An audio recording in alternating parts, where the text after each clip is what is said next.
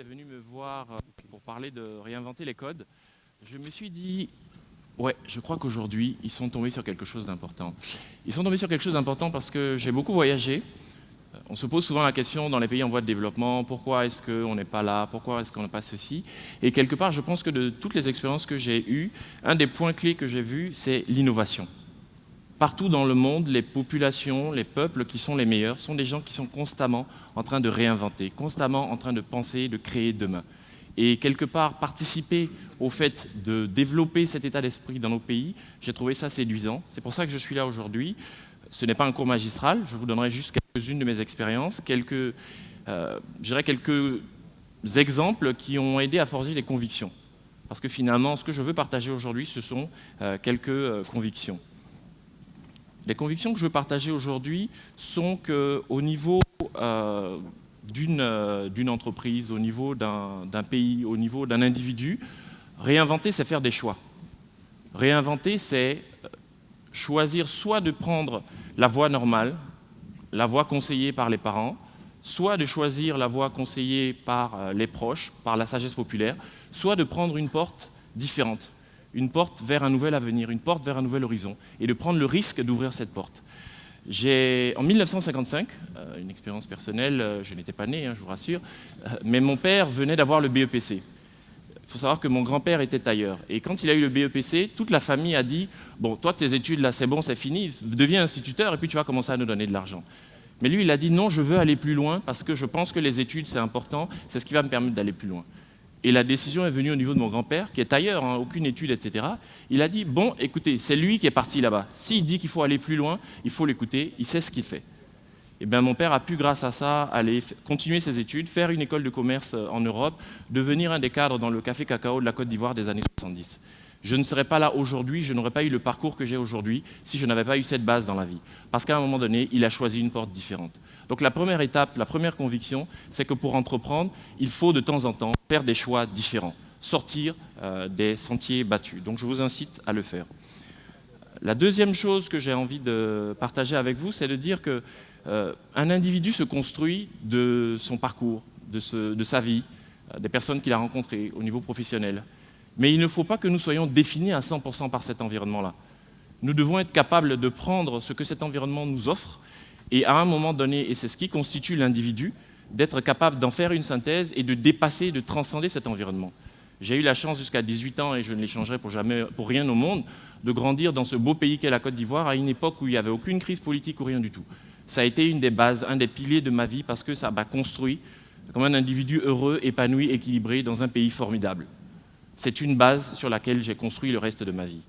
J'ai eu la chance ensuite d'aller faire des études en Europe. J'ai eu la chance ensuite à 25 ans de me retrouver en Californie en tant qu'analyste dans un fonds d'investissement. Un week-end, un de mes amis m'invite à une retraite de fonds d'investissement. Donc il faut savoir que les fonds d'investissement sont les sociétés qui financent l'innovation dans la Californie. Et la plupart des grosses sociétés de technologie que vous connaissez, de Hewlett-Packard, Hotmail, Skype, toutes ces sociétés-là ont été financées par des fonds d'investissement. Ce sont des gens qui leur ont fait confiance au moment où c'était des petites pousses. Donc c'est un des points clés de la capacité d'innovation des États-Unis. Et je disais que pour réinventer une conviction que j'ai eue un week-end, c'est qu'il faut être capable de voir ce que les autres ne voient pas, il faut être capable de changer de perspective. Donc je me suis trouvé à 25 ans dans ces environnements. Je n'y vois rien, à 25 ans, dans un fonds d'investissement, bien payé, dans un des meilleurs quartiers de San Francisco.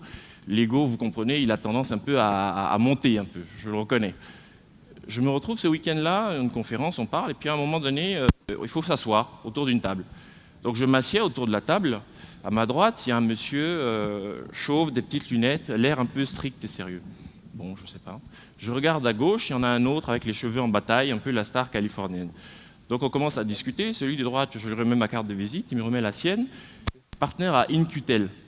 In-Q-Tel, oui, bon, je sais pas. Qu'est-ce que c'est? Vous êtes dans un fonds? Je dis, moi, je suis un fonds qui est présent en Asie, en France, en Europe. Et vous, qu'est-ce que fait votre fonds?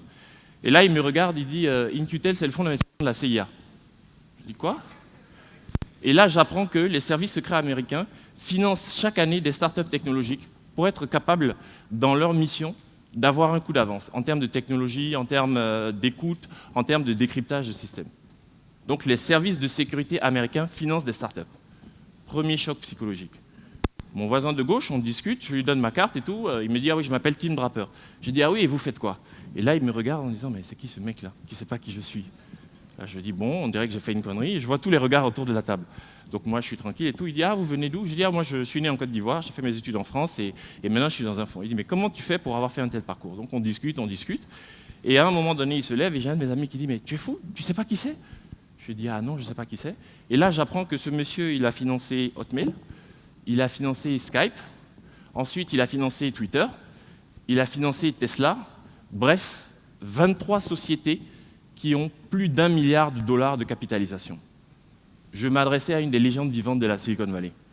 Ce monsieur, son père, était le patron de US Exim Bank, qui était la banque qui a financé l'expansion dans les années 70-80 de la plupart des grosses sociétés américaines à l'international. Ce monsieur, son grand-père, Draper Ier, était sous-secrétaire d'État à la défense américain dans les années 40. Vous savez quelle était sa responsabilité? Le développement du plan Marshall de reconstruction de l'Europe.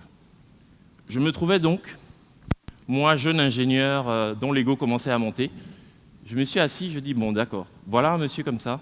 Depuis 3 générations, ces gens inventent, créent, construisent, ont bâti leur pays pour l'amener à ce niveau-là. Ce jour-là, mon ego est revenu à des proportions beaucoup plus raisonnables. Et ça m'a fait du bien.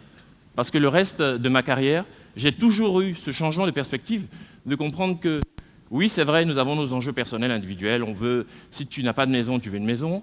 Si tu as une maison, tu en veux une deuxième. Si tu en as 2, tu en veux des plus grosses. Tu en veux une en Europe, tu en veux une ici, tu en veux une dans tel endroit.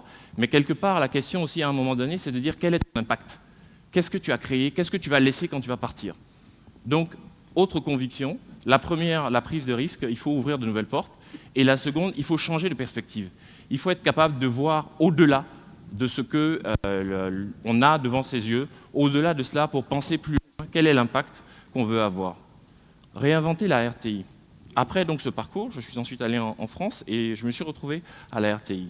La question s'est posée était de dire, OK, bon, j'étais directeur développement et stratégie Afrique pour Canal, dans un grand groupe qui se déploie, qui double de chiffre d'affaires tous les 3 ans. Tu te retrouves maintenant dans une société qui est en même temps une administration publique, qui est extrêmement marquée politiquement, parce que pour 80% des Ivoiriens, vous dites RTI, ils pensent politique, ils pensent journal télévisé de 20 heures. Donc la première étape a été de changer de perspective. Oui, c'est vrai que c'est le journal télévisé de 20 heures. Oui, c'est vrai, et ça fait partie de notre mandat légal, à travers notre cahier des charges, nous devons faire la promotion des activités du gouvernement. Mais quelque part, en tant qu'objet économique, qu'est-ce que la RTI? La RTI, c'est ce qu'on appelle un marché biface. Vous voyez, quand je dis marché biface, on se dit « Ah tiens, on ne parle plus de journal télévisé, on n'est plus dans l'administration. On est dans un concept économique. » Les marchés bifaces, ce sont des secteurs dans lesquels une entreprise a 2 clients. Une télévision a 2 clients. J'ai une audience pour qui je dois faire un programme de qualité pour qu'ils soient capables de venir, et j'ai des clients qui sont des annonceurs qui viennent en fonction du profil, de la quantité de téléspectateurs que j'ai. Donc c'est un concept économique et il y a tout un tas de stratégies qui se développent. J'ai un copain de promotion roumain qui actuellement est prof à MIT, à Stanford et à Harvard, et dont la thèse et les secteurs qu'il développe sont ces fameux marchés multifaces. Donc il faut comprendre qu'un média, c'est finalement une entreprise. Un média, c'est une entreprise à développer.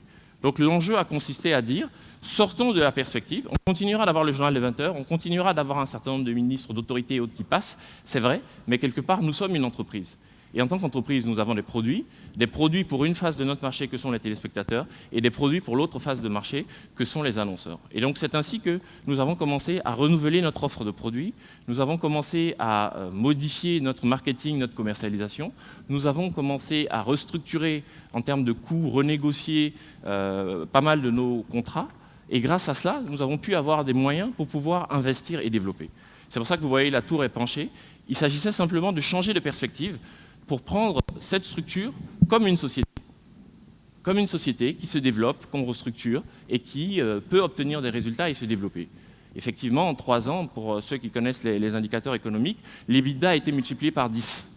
L'EBITDA, c'est l'équivalent d'excédent brut d'exploitation. Donc, en tant que modèle économique, en tant que structure économique, l'entreprise a été transformée grâce à ce changement de perspective. Bien sûr, ce n'est pas que ce changement de perspective. Il y a eu l'un des points clés, ça a été les talents. Lorsque je suis arrivé, l'une des premières choses que j'ai faites, on a mis les 600 CV, on a demandé à tous les collaborateurs de donner leur CV. Les 600 CV ont été mis dans une base de données et on a commencé à fouiller cette base de données. On s'est rendu compte qu'on avait des chauffeurs qui avaient des bacs +5 en comptabilité. Parce que vous savez qu'en Côte d'Ivoire, c'est difficile d'avoir du boulot. Certains ont eu une occasion d'avoir un boulot au lieu de rester à la maison, ils ont préféré le prendre en tant que chauffeur, alors qu'en fait, ils avaient des compétences plus pointues que cela. Nous avions des gens qui étaient en charge de gérer des éléments de stock, alors qu'ils avaient eu des formations de direction photo par le passé. Donc, une partie du travail a consisté à déplacer, identifier les talents en interne, les repositionner où il fallait pour pouvoir leur permettre d'apporter de la valeur au niveau de l'entreprise. Bien sûr, en plus de ça, il a fallu faire appel à des talents extérieurs.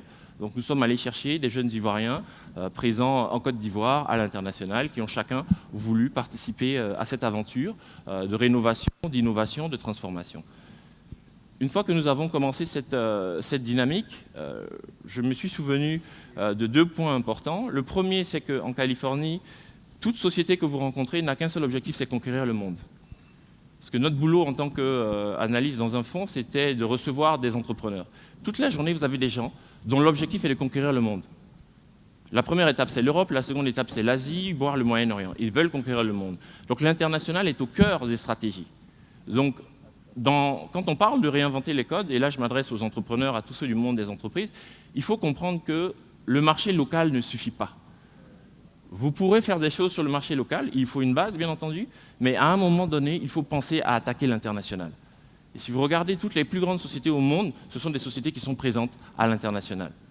Parce qu'à un moment donné, vous devez développer pour améliorer votre offre, et quelque part, tous ces coûts que vous déployez pour votre offre, le marché local ne peut pas suffire à contenir cela. Donc la seconde réinvention qu'on a faite après l'introduction de talents, après la refonte, après les premiers éléments, a été de pousser l'internationalisation de la RTI. Cette internationalisation, elle est à plusieurs niveaux. D'abord, elle est au niveau de la diffusion. Donc nous avons étendu notre signal. Aujourd'hui, nous sommes présents en Amérique du Nord, en Amérique latine, en Asie, en Europe et sur toute l'Afrique. Nous avons mis en place une application mobile qui est présente aujourd'hui dans 24 pays. Un ami me disait récemment, écoute, j'ai vu l'imam de mon quartier à New York, lui aussi il utilise ton application. Ça m'a bien fait rire.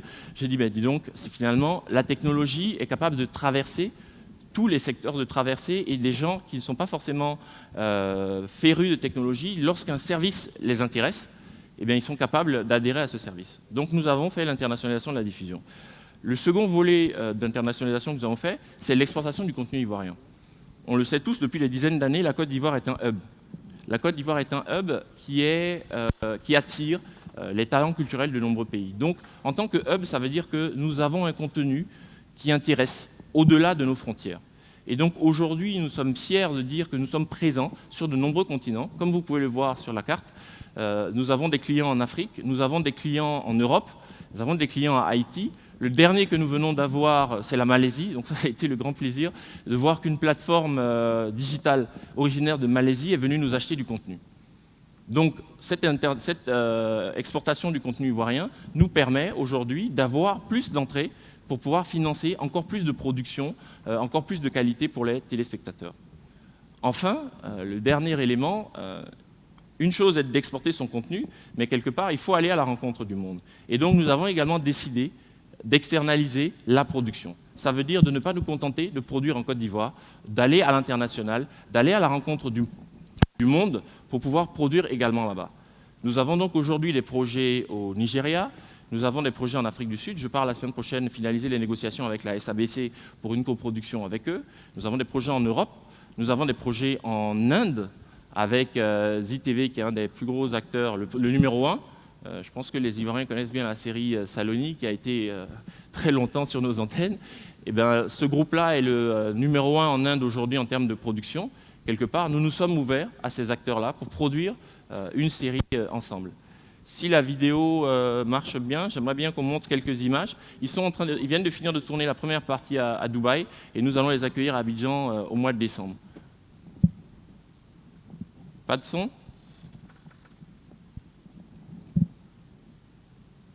Donc voilà, c'est une série coproduite entre la RTI et ZTV.